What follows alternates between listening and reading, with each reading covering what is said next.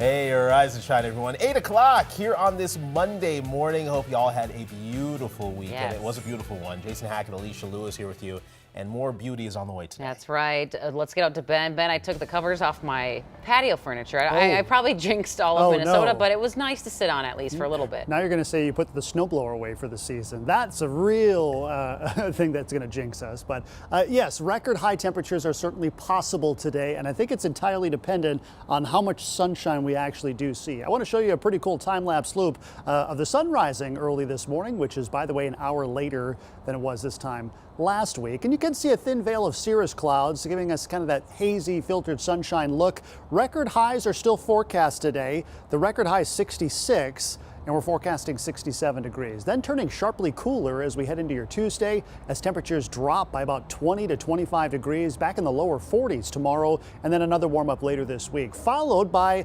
another late week spring storm. First rumbles of thunder possible for the season, and also forecasting a little bit of snowfall as well, not to mention colder temperatures. Right now it's 41 degrees. Temperatures are on the rise. Again, these are forecast numbers for today, mid to upper 60s with a veil of clouds overhead. You can see those clouds from our our infrared radar and satellite composite. Nothing falling from these clouds today.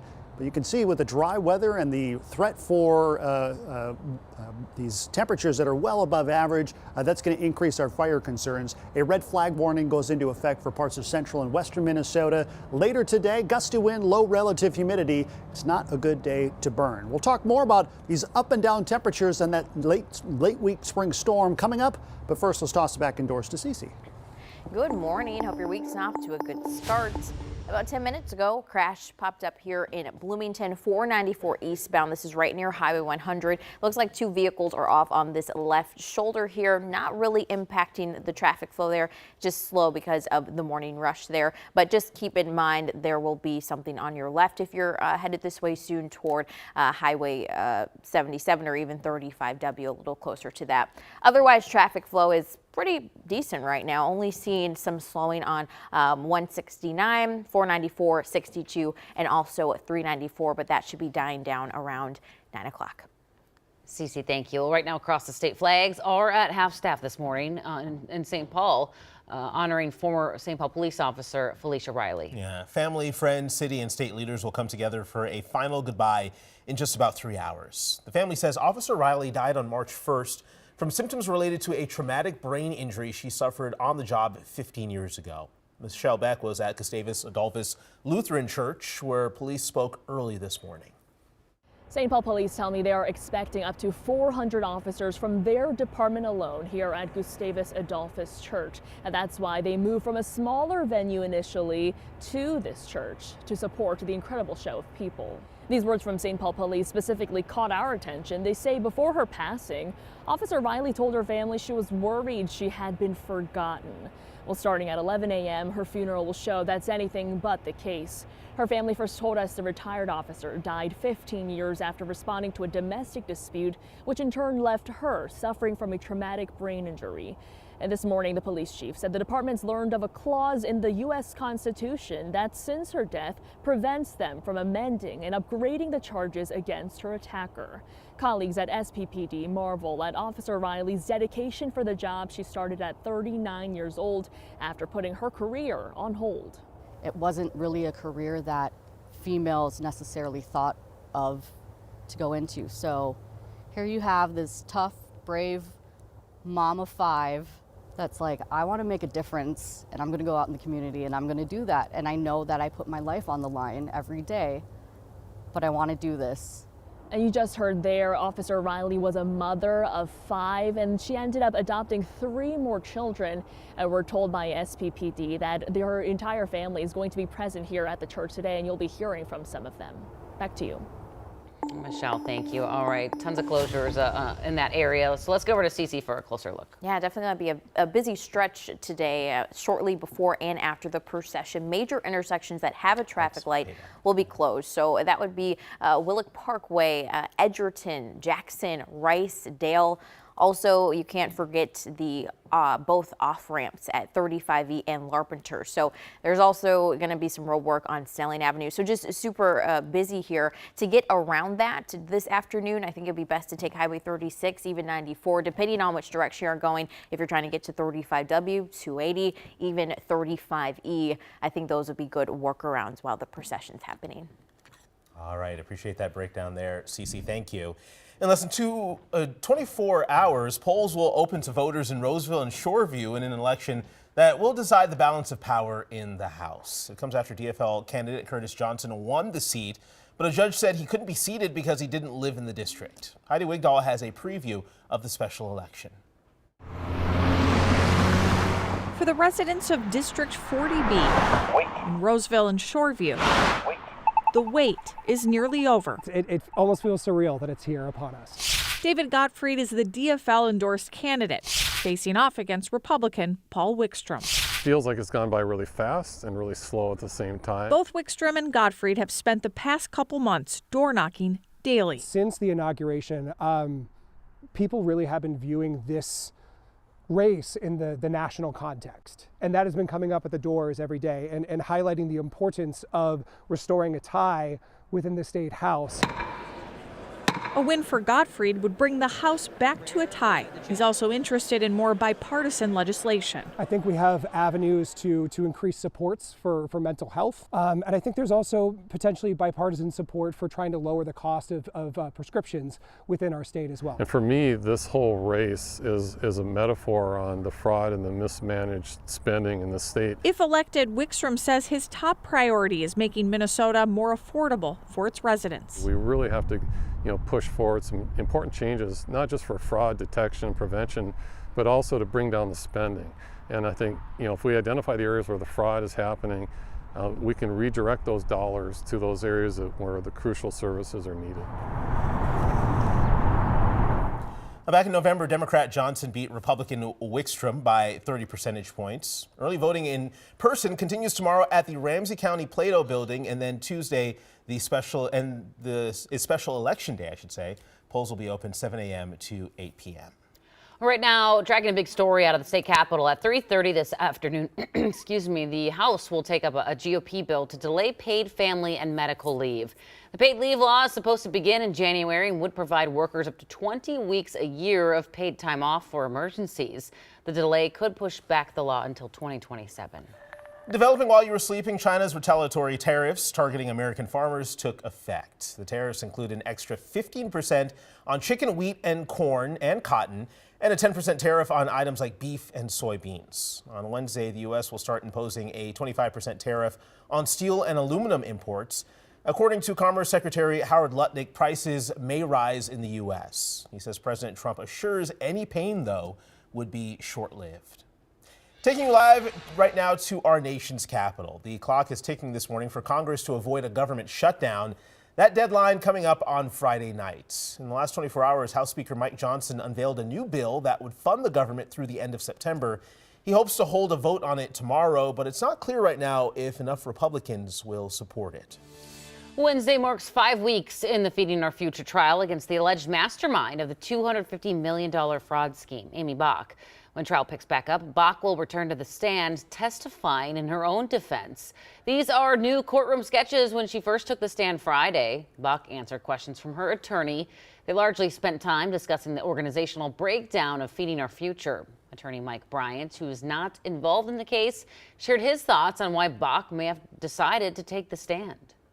Sometimes they think they can talk their way out of it. Sometimes they think they can add facts that'll make a difference. Sometimes they can show the jury that, they're not a bad person. There's a lot of different things that comes into a defendant's mind. Her testimony does open up the opportunity for prosecution to cross-examine her. Bach's testimony picks back up Wednesday morning. This morning, we're waiting for charges to come down on the driver involved in this police chase caught on camera in North Minneapolis Saturday night. You can see the van being chased by multiple squads. Police tell us multiple agencies were involved as well after it started in St. Louis Park. So in the video here, you can see the van clip the back of another car, causing them to spin out. The van then crashed into a fence. The police say they arrested one person and no one was hurt. Well, this morning, the Timberwolves waking up with a 5th straight win under the belt. They're on fire. So let's take you to the action from last night in Target Center. Anthony Edwards, huge night for him.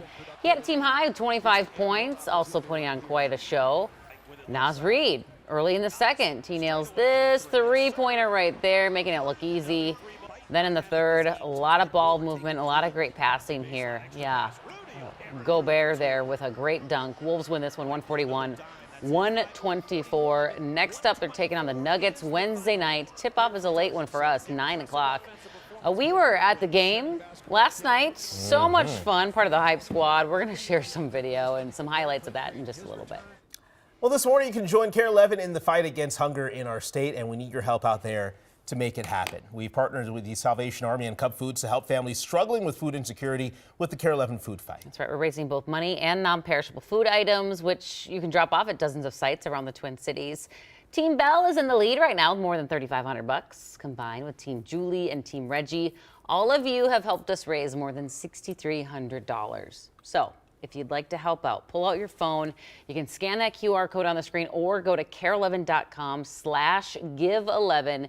There you can pick a team and learn how you can help make a difference and donate. The food fight lasts through March 26. Always a good initiative for sure. All right, gorgeous shot of the start of your Monday, sitting at 39 degrees, and it's only going to keep going up from here, Ben. It's going to be a nice day. It truly is, yeah, especially considering yesterday we saw temperatures at 60 degrees. It was our first 60-degree temperature of the year, beating the 30-year average by about 2 weeks. So it was about 2 weeks earlier than normal, and today's forecast to be even warmer. So 60 above, that was 2 degrees away from a record high. I think 62 degrees was our record yesterday. The record for today is 66, and we are forecasting a high of 67 degrees. So forecasting record heat today. We are dealing with some filtered sunshine right now. Some lazy high clouds are buzzing overhead. Not going to give us any precip today. And the increase of these high clouds could actually keep us colder than 70 degrees. We'll see what happens. We're warming up. 41 degrees is our current air temperature with a south wind less than 10 miles per hour. That wind is going to ramp up today, especially across parts of central and western Minnesota. That's where critical fire conditions exist, and a red flag warning goes into effect here later this afternoon. So this is areas west of St. Cloud, so it's Stearns County, Wilmer, Alexandria, Fergus Falls, all going to see high fire danger today, thanks to the, again, elevated wind as well as the low relative humidity. There's that veil of clouds that will obscure our sunshine for at least a couple hours this morning, but again, nothing falling from these clouds. We are tracking a Clipper system, which is working its way along the international border today. An associated cold front is forecast to move through the area later on, I'd say after sundown, and immediately behind this front, the wind is going to shift from the northwest, and it is going to be quite gusty for a couple of hours. So again, in the hours after dark, sundown is now after 7 o'clock in the evening, thanks to daylight saving time. It is going to get quite gusty. As we head into Tuesday, surface high pressure moves overhead that will help to calm the winds, and then temperatures take a brief but noticeable drop. These are forecast wind gusts. You can see southwesterly winds throughout the afternoon, but watch as we head into the evening hours. Here comes that abrupt change in the wind direction and the wind speed. We could easily see wind gusts that are between 30 and 40 miles per hour for a couple of hours after dark tonight. So it will be gusty tonight, and then that wind will calm heading into Tuesday, and then again, colder temperatures. 67 today. More than 20 degrees colder tomorrow, so it will be noticeable. But notice you can see temperatures rise back into the 60s by Thursday, and we make another run at 70 degrees by the end of the week on Friday. So for today, filtered sunshine, record warmth is currently forecast, and tonight temperatures will be quite a bit colder as temperatures drop into the upper 20s for Tuesday morning's highs, and it will be blustery as well, but the wind calming rather quickly, and forecast highs for your Tuesday look markedly different than what we're going to be seeing today. But again, it is pretty brief. Here's the rest of your forecast. Increasing temperatures, and you can see we're watching this spring storm system, which is going to arrive later this week, bringing us the potential at our first thunder as we head into Friday afternoon, Friday evening, followed by rainy conditions turning to slushy, wet, sloppy snow on Saturday, followed by a plummet with temperatures as we head into the rest of the weekend. So that'll be something, guys, we watch very closely in the days ahead. Hear that? What was that? Those are trumpeter swans. No way. Yeah. I thought it was like a, I don't know, an ice cream truck. I was about to run outside. That was great. I didn't know swans could play trumpets. That's really Pretty cool. good. They're very talented creatures. Thank you, Ben. Well, hey, layoffs in parts of the federal government are now on hold, but what does it mean for people who already packed up their bags? And when we come back, a look at how one department is now being asked to come back to the office. Were they attacking you in the backyard? They have like a wingspan.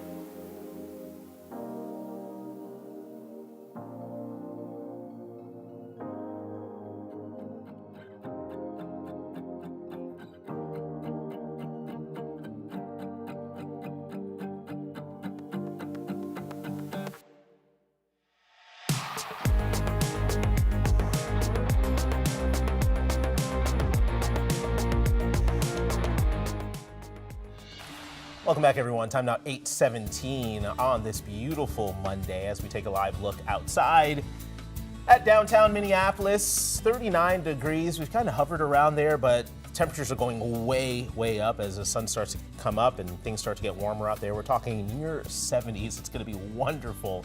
Ben has your full forecast, what you can expect today and moving forward for the rest of the week. That's coming up in just a couple of minutes. Well, developing overnight, workers fired at the Department of Labor are now back on the job. A union representative says those employees received a notice less than 48 hours ago saying they are no longer fired. It all comes after a federal judge paused the layoffs, saying that Elon Musk's Office of Personnel Management lacks the authority to direct firings at other agencies. Also developing right now, workers at the Department of Health and Human Services are being offered new incentives if they quit. The federal government now says many workers can get up to $25,000 if they quit. Older employees are being offered an early retirement incentive. Nearly 200 workers at the CDC who were fired and rehired are also included. They have until next Friday to decide. This morning, the wait continues in the recovery of the 3 men caught in an Alaska avalanche. Officials say the conditions are still too dangerous right now. In the meantime, we're hearing from close friends of one of the Minnesota men there. Jeremy Life and 2 of his friends were skiing in the mountains near Girdwood Tuesday when authorities say an avalanche buried them in at least 40 feet of snow. Our Joe McCoy talked with friends of Jeremy's about the legacy he now leaves behind. Being a dad, it was his pride and joy. He talked about his kids before he talked about anything else. Those close to Jeremy Life knew how lucky they were to have him by their side. Jeremy and I have been good friends since middle school. I met him on his 21st birthday, which is pretty, if you know Jeremy, that was a good time. 2 of Jeremy's closest friends, John Fritz and Brandon Wiedemeyer, say the 38-year-old was a family man first and foremost. He leaves behind his wife Q and their 2 boys, Austin and Hudson. Whenever we all got together, he was the one that's in the pool for hours, or the next day in the living room with the kids watching cartoons in the morning. Jeremy and 2 friends were killed by an avalanche Tuesday while skiing in Girdwood, Alaska. It's estimated that avalanche buried the men under at least 40 feet of snow. He did live life to the fullest. Brandon says Jeremy taught him patience and to not take life so serious. The thing he will miss most, Have you heard that before? is the 2 of them raising their kids together. The aura that he had around him, kids were attracted to him. Dogs were attracted to him. And there's no better compliment to that of an individual when that happens. Austin, I wish you were swimming with me, buddy. Besides being with family or out on the water, Jeremy loved to be on the golf course. Boy, he loved golf. And his favorite thing was he swung hard. And he swung as hard as he possibly could. It would go 300 yards dead straight, and it was a thing of beauty, or it would go 300 yards dead in the woods. A husband, dad, and best friend who never lost the kid at heart. It's going to be tough, explaining to our children the magnitude of what he has touched in our lives. And your heart goes out to his family. All 3 men had ties here to Minnesota. Officials tell us right now the risk of another avalanche is just still too high. So in that lessons, recovery efforts there will continue. All right, 8:21 here on KARE 11 Plus. Let's get a look at the roads. Things picking up here for the Monday rush, CC. Yeah, things are picking up slightly. Not seeing too many crashes out there, though. Pretty quiet for a Monday morning. I do want to turn your attention to this, though. In about 40 minutes, South Robert Trail will be closed on and off in both directions between Cliff Road and Egan. Good morning if you're waking up there, and just past 80th Street East in Inver Grove Heights. Is starting this morning at 9. Crews should be out of there by lunchtime around 2. But if you're trying to get to 494 farther south than Egan, maybe even the Rosemount area, you may want to hop on 35E or Highway 52 instead to get there. Hey, Ben, I can't believe almost 70 today. Holy cow. Yeah, it's going to be a warm day today. It was warm yesterday, and we might be, 5 to 10 degrees warmer than that. It's got a lot of people thinking about spring, so I wanted to share with you the Spring Leaf Index. This is a map that shows what part of the country is actually seeing their first leaves bud on the trees. Now, nowhere around here. You got to head south of, say, Kansas, Missouri. That's where we're seeing the leaves initially bud on the trees. So we're in that unique time of year where we haven't greened up yet and most of the snowpack has melted away. So a lot of brown, dry grass. So anytime we see very warm temperatures combined with gusty wind, it can lead to elevated fire concerns, and that's exactly what we're seeing today over central and western Minnesota. Red flag warning goes into effect at 11 a.m. until 8 p.m. today. Critical fire conditions with the gusty wind and the low relative humidity. Humidity likely between about 15 and 20%, which is low enough to allow that threshold to be reached. Here's a look outside. This is our VAC TV camera from downtown Stillwater on the Water Street Inn, and you can see a frozen river out there still, even with these warm temperatures. That's what we will be watching as well, as the snow melt continuing as temperatures rise well into the 60s today. Right now it's 41 degrees. We will see temperatures in the mid to upper 60s today, and then sharply colder as we head into your Tuesday. And the reason behind that is a cold front coming in from the north and west. You can see we have this veil of high cloud cover over us right now that might prevent us from getting near 70 today, but still record high temperatures are certainly possible ahead of this cold front, which is going to move through this evening. This is Microcast, and we'll pause this at 9 p.m. This sharp cold front will be well known once it passes because the wind is going to shift right from the north and west, and that will allow those colder temperatures to pull overhead as well as some really gusty wind.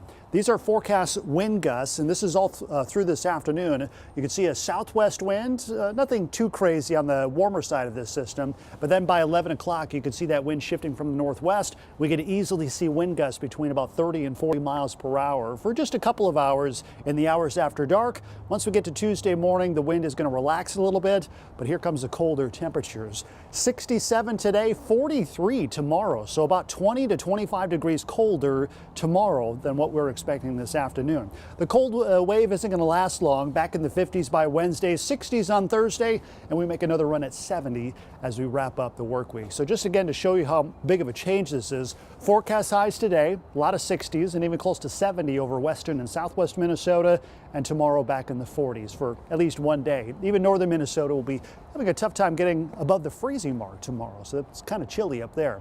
After the warming trend, our eyes turn to that spring storm system, which is going to arrive later Friday. It looks like we could hear our first rumbles of thunder of the season. That would be Friday afternoon into Friday night. Saturday is going to be interesting. All depends on the track of this surface low, but it looks like rainy conditions, possibly turning to some wet accumulating snowfall, followed by plummeting temperatures. And notice on Sunday, highs drop back below freezing. We'll be right back.